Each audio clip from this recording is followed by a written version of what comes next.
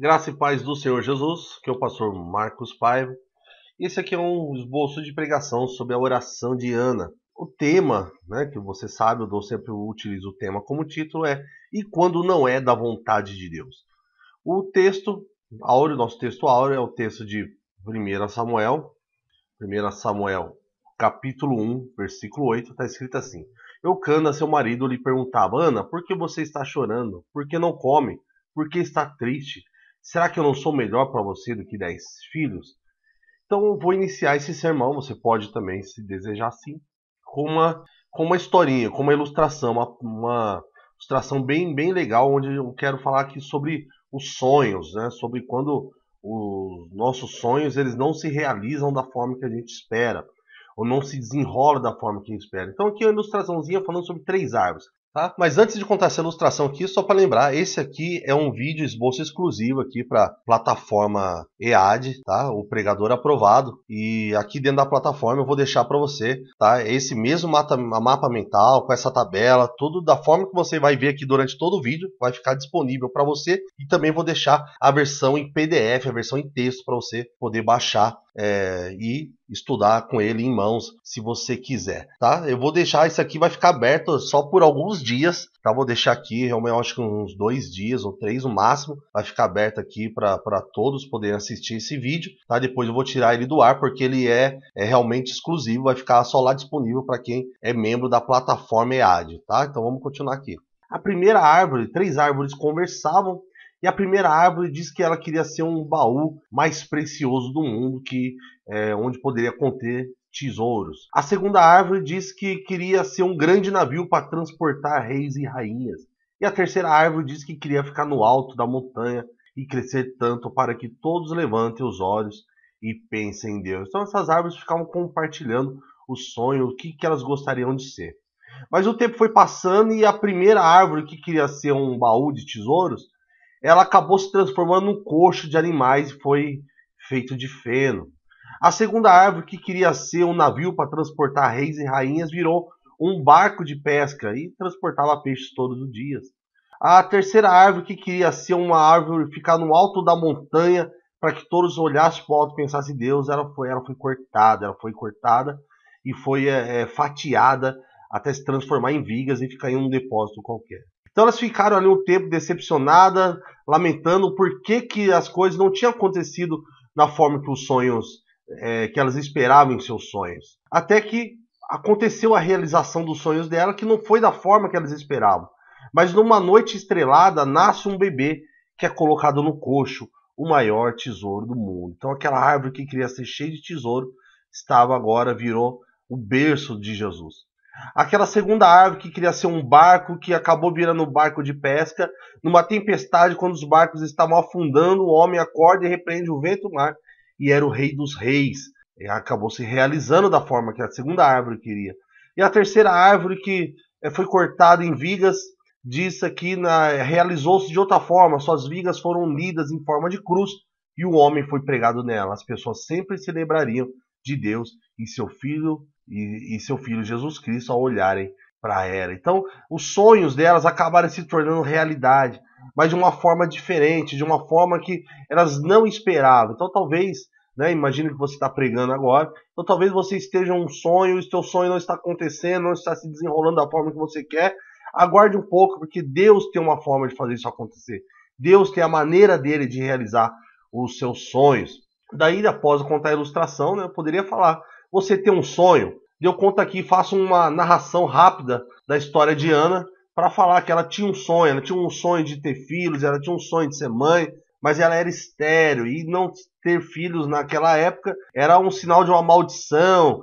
E o pior ainda é que ela era casada, mas na época o marido podia ter mais de uma mulher. A outra mulher tinha dado filhos para o seu esposo. Então ela era motivo de zombaria e nada consolava ela. O marido dela, Eucana, era um bom marido, ele fazia de tudo para ela. Quando ia fazer o sacrifício anual, ele dava porção em dobro, mas nada substituía o filho. A Ana queria ter um filho e um bom marido não era suficiente, né? E aqui esse é o primeiro bloco, foi a ilustração. Daí o segundo bloco, a narração. O terceiro bloco é problemas. E quando o seu sonho não é da vontade de Deus? Porque Ana não combatia apenas com a esterilidade, mas ela lutava contra a vontade de Deus. Porque quando tudo parece demorado demais, podemos pensar que não é a vontade de Deus, recebemos o que estamos pedindo.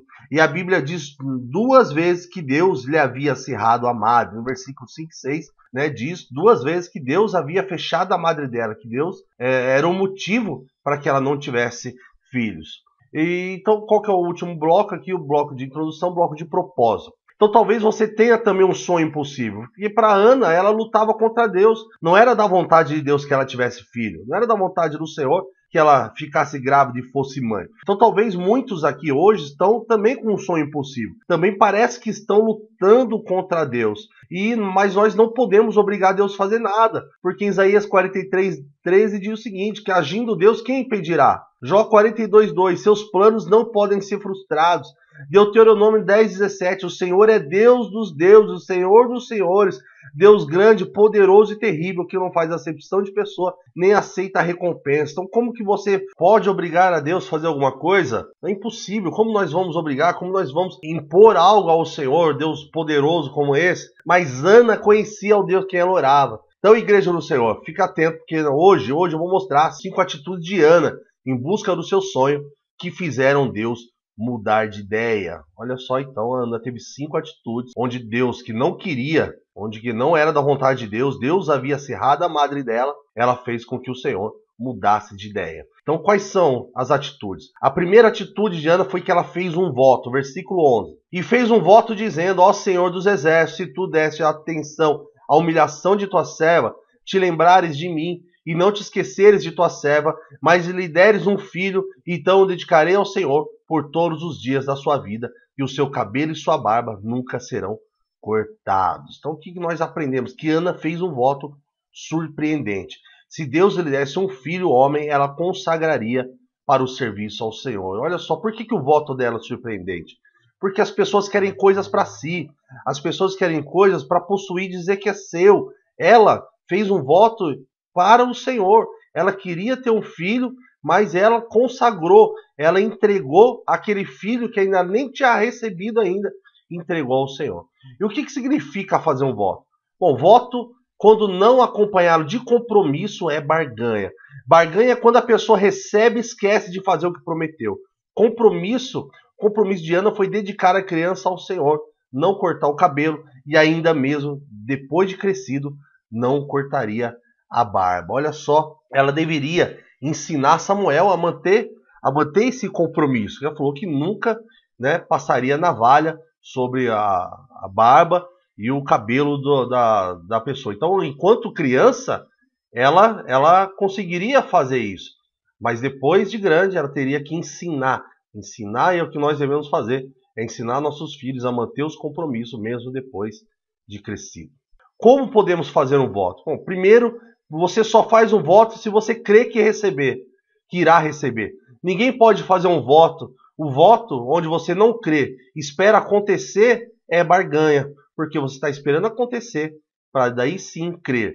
Então, o voto é quando você crê que irá receber mesmo antes. A segunda coisa que nós podemos fazer é assumir um compromisso. Assuma um compromisso com o Senhor. Compromisso não é algo que pode ser adiado, não é algo que pode ser rompido, não é algo que pode ser deixado de lado. E faça silenciosamente, entre você e Deus, é o que diz o versículo 13 e 14, que ela orou quietinha com o Senhor. Então esse aqui é o primeiro sentido, tá? Só lembrando, lá dentro da plataforma, eu vou deixar esse mapa mental exatinho, esse mapa mental para você. A segunda atitude de Ana foi que ela perseverou em oração. E sucedeu que, perseverando ela em orar perante o Senhor, Eli observou sua boca. Porquanto Ana no seu coração falava, só se moviam os seus lábios, porém não se ouvia a sua voz, pelo que Eli a teve por embriagada. E disse-lhe Eli, até quando estarás tu embriagada? Aparta-te de ti o teu vinho. O que a gente aprende? O que a gente pode aprender desse texto? As pessoas podem até ver o que você faz, mas elas não conhecem a sua luta. Eli rapidamente julgou as atitudes de Ana, mas não sabia a verdade sobre ela. Ou seja, as pessoas olham você e querem tirar conclusões. As pessoas olham você e acham que sabe tudo da tua vida. Eli achou que sabia o que estava acontecendo com Ana, mas ele não sabia nada. Ele via o que ela fazia, mas não sabia quem ela era, o que ela sentia. E o que é perseverar em oração? É continuar orando mesmo quando parece que não vai acontecer. É suportar o peso e suportar a pressão e continuar orando sem desistir. Mesmo quando somos julgados e humilhados, devemos permanecer firmes em oração. Então, pode dar tudo errado, pode as coisas não funcionar, pode ser julgado, pode sofrer humilhação, mas perseverar é continuar, é persistir, mesmo que pareça que está longe, que não vai vir. E quais outras referências que nós podemos falar de perseverança? Jesus mesmo conta a parábola da viúva persistente que ia até o juiz Inico, para que ele julgasse a sua causa. Então, quando você estiver ministrando, você pode contar um pouco mais sobre essa parábola. Mas o intuito da parábola é que nós devemos orar sempre e nunca desanimar. Ou seja, aquele juiz ele não estava nem aí para os homens, ele achava que ele era um super poderoso, todo mundo tinha que fazer a vontade dele, mas a insistência da mulher fez com que aquele juiz atendesse a causa dela. Então Ana tinha um sonho e não desistiu dele, continuou orando até receber. Então por que ela perseverou? Porque ela orou até receber. Quanta gente não ora um dia, 2 dias e depois para? A terceira atitude de Ana é que ela derramou sua alma. Versículo 15. Ana respondeu: não se trata disso, meu senhor. Sou uma mulher muito angustiada. Não bebi vinho nem bebida fermentada. Eu estava derramando a minha alma diante do Senhor. Ana orou verdadeiramente. Não era um ritual. Não é aquela oração ritualizada de começo de culto, que muitos irmãos só oram na hora que começa o culto na igreja. Era uma oração que vinha do coração. E o que significa que ela derramou a alma dela? Derramar a alma é orar fervorosamente, sem se importar se alguém está vendo. Ela lançou sobre o Senhor toda a sua tristeza, ansiedade e preocupação. Fez isso sem vergonha e sem se reservar. Isso é derramar a alma. É derramar e saber que você está diante do Senhor. Está diante do Senhor, não está diante de homens falando. Por que devemos nos derramar na presença de Deus? Porque Deus é capaz de entender essa linguagem. As pessoas vão olhar e não vão entender quando você estiver derramando a sua alma. Mas Deus entende a língua do coração. Ele conhece os nossos desejos, o nosso sofrimento. Ele sabe o que se passa em nossa vida e conhece a nossa aflição. A Bíblia diz lá em Salmos 34:18, perto está o Senhor do coração quebrantado e contrito. É por isso que você tem que derramar a tua alma. É por isso que você tem que ir na presença do Senhor, orar fervorosamente, lançar sobre ele toda a tristeza. E não interessa se tem alguém vendo de lado, porque as pessoas não entendem, mas Deus entende. E você? Qual foi a última vez que derramou a sua alma diante do Senhor? Qual foi a última vez que orou até acabar as palavras e restarem apenas lágrimas? Uma boa reflexão. Uma boa reflexão, isso, né? A mensagem que foi realmente ali de contra os corações quando eu ministrei. A quarta atitude é que Ana recebeu a palavra. Eli respondeu: vá em paz e que o Deus de Israel lhe conceda o que você pediu. Ela disse: espero que sejas benevolente para com tua serva.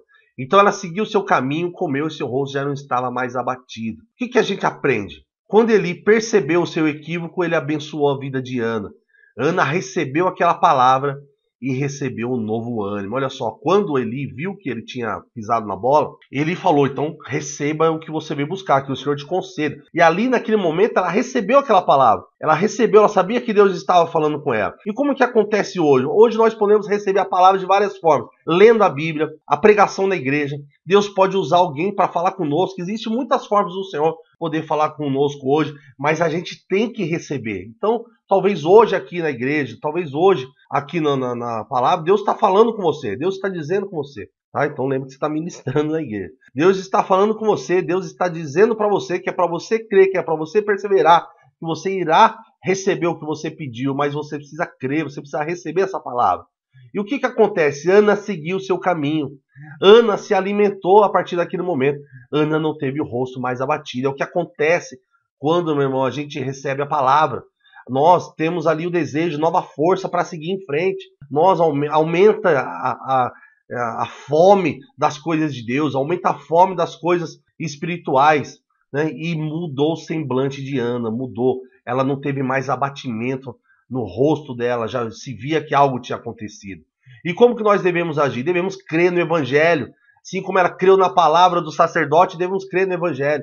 Devemos crer na palavra ministrada, porque isso nos transforma, nos renova, e é por isso que podemos aguardar o agir de Deus. Creia hoje nessa mensagem que Deus enviou para você. Então é isso. Quando você crê na palavra, aquilo renova tuas forças. Você tem paciência para agir, porque ela teve que esperar um pouco para acontecer, mas ela já estava com outro ânimo, porque a palavra alimentou quando ela recebeu. E a quinta atitude de Ana é que ela tentou outra vez. Versículo 19 e 20.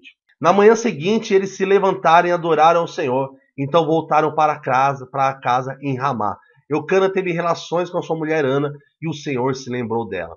Assim Ana engravidou e no devido tempo deu à luz a um filho e deu-lhe o nome de Samuel, dizendo: Eu pedi ao Senhor. Então a quinta atitude de Ana foi que ela tentou outra vez. Então, com a palavra semeada em seu coração e com a fé renovada, Ana adorou ao Senhor. Então aquela palavra fez ela novamente adorar, glorificar, porque ela adorou na manhã seguinte, diz a palavra, e no dia seguinte Ana ficou grávida, ela tentou novamente ficar grávida. Novamente ela foi com seu marido e no versículo 19 diz que ela ficou grávida, que o Senhor se lembrou dela. Por que isso é importante? Porque Deus só vai lembrar se você continuar tentando.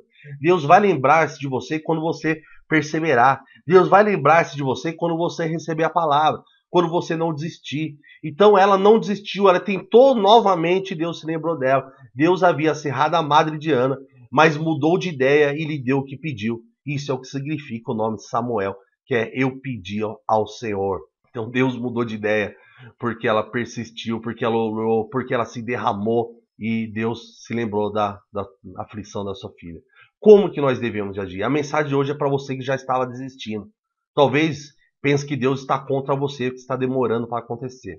Mas temos uma certeza: se você não tentar, certamente não irá viver os teus sonhos. Se você pedir uma resposta, então aqui está: tente outra vez. Meu irmão, essa mensagem realmente é para falar aos corações, para trazer aquele ânimo, para trazer aquela força novamente para a igreja do Senhor. Então a gente vai terminar aqui com uma recapitulação. Você tem algum sonho difícil? Está demorando para acontecer, que até parece que é vontade de Deus que você não receba? Faça como Ana. Não podemos obrigar Deus a fazer nada, mas podemos fazer um compromisso sério com o Senhor. Podemos perseverar em oração. Podemos derramar nossa alma. Podemos receber a palavra hoje. Você pode receber hoje a palavra e você pode continuar tentando, porque Deus muda de ideia. Jeremias 18, 7, 8. E se algum momento eu decretar que uma nação ou reino seja arrancado, despedaçado e arruinado, e se essa nação que eu adverti converter-se da sua perversidade, então me arrependerei. Ou seja, arrepender é mudar de ideia, e não trarei sobre ela a desgraça que eu tinha planejado. Então Deus muda de ideia.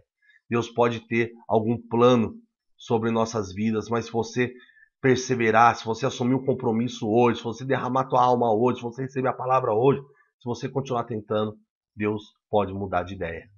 Então esse aqui foi, o esboço aqui de oração, o esboço de pregação sobre oração de Ana. E quando não é da vontade de Deus, o que você faz quando não é da vontade de Deus? Você vai forçar ele? Não. Você vai ter as 5 atitudes de Ana. Tá bom? Então tá lá aqui na plataforma EAD, está para você essa versão em PDF e também esse exato mapa mental que você está vendo na tua tela está disponível para você lá estudar, ministrar ou ensinar isso para os irmãos em sua igreja. Deus abençoe.